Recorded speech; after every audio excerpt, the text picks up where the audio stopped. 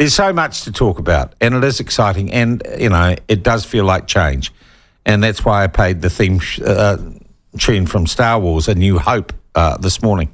Well, joining me now is someone I think has made excellent observations, sometimes wry, sometimes surprising, including his support for New Zealand First during the course of this election campaign. Political commentator Chris Trotter. Chris, how are you, my friend? I'm very good, thank you, Sean. Well, we got there after this biblical 40-day period, though I'm sure that was pure coincidence, despite Shane Jones' pontification. It strikes me, Chris, we have a government that hasn't just published a manifesto beforehand. It's given us a pretty detailed program of work to measure its progress against now. Oh, yes. This is the real deal, which we really haven't seen for a very long time, Sean. I was thinking about this all through the 40 days and 40 nights, and it seems to me that the precedent for what is happening in many, many respects is 1975. Now, that's a long time ago. Many of the listeners will not have been born in 1975. But what happened then was you got a government which had a very strong ideological edge to it. That was the government of Norman Kirk and, to a lesser extent, Bill Rowling.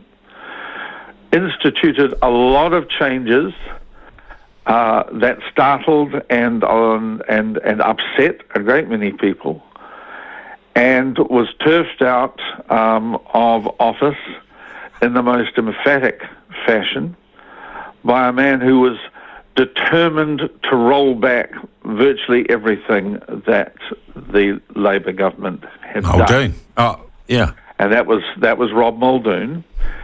And what is particularly noticeable, and what... So hang on, I'm just trying to get this clear, this analogy you're making, the comparison. So who is Norm Kirk in this scenario? Well, there was no Norm Kirk in the government that's just been defeated. Perhaps that was its problem. What is comparable is a government that got out of step with New Zealand. And back then, before the internet, before social media, you had to have a politician of considerable talent and real charisma to bring about a 100% change in the way that Rob Muldoon did. Yeah. But the other comparison was the bewilderment, the shock, the trauma of the left. Because, of course, everyone had been telling them for 3 years, oh, you'll lose a few seats in 75, but you've got a 23-seat majority, so there's no way you're going to lose. Yeah. Right? That was all the pundits' view. Just no way you can lose. But Muldoon, with a populist campaign to match Donald Trump's, and we forget, New Zealand often leads the world, and we led the world in terms of right-wing populist leaders barnstorming to power as well. Yeah. And people just couldn't believe it. The left was just shell-shocked. Bill Rowling himself, in a very apt metaphor, said he felt like he'd been run over by a bus. Yeah. And during that campaign, Rob Muldoon was attracting huge crowds. The Wirri Wool Store, if people who still remember what a wool store was, was packed with 6,000 people. No one had seen anything like this since Mickey Savage campaign. So is the coalition, just getting back on track, because you can wax quite lyrical there, Chris. So if this coalition is the bus, the question is, where is it going? And are we all on board? Well, no, we're not all on board, and that's just politics.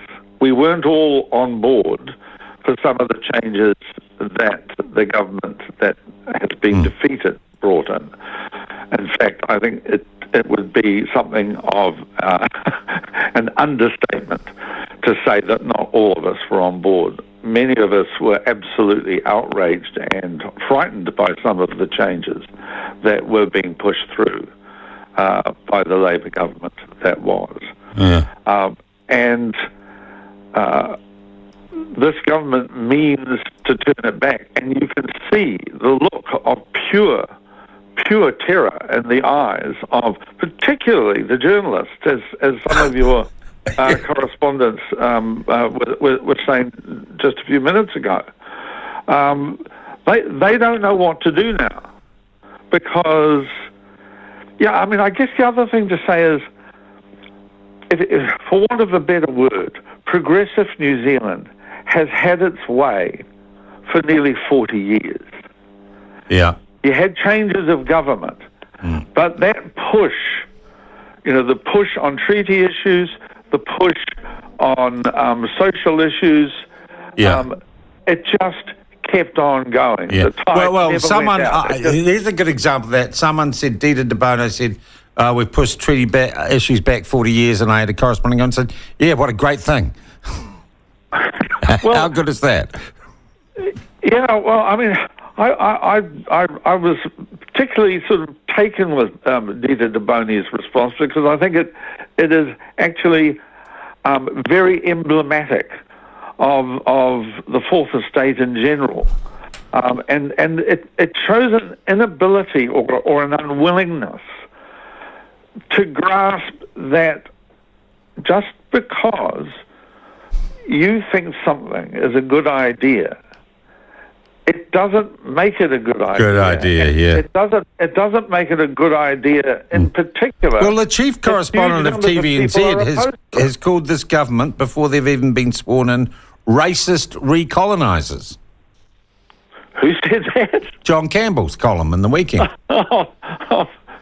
Dear John. Yes, he's very upset.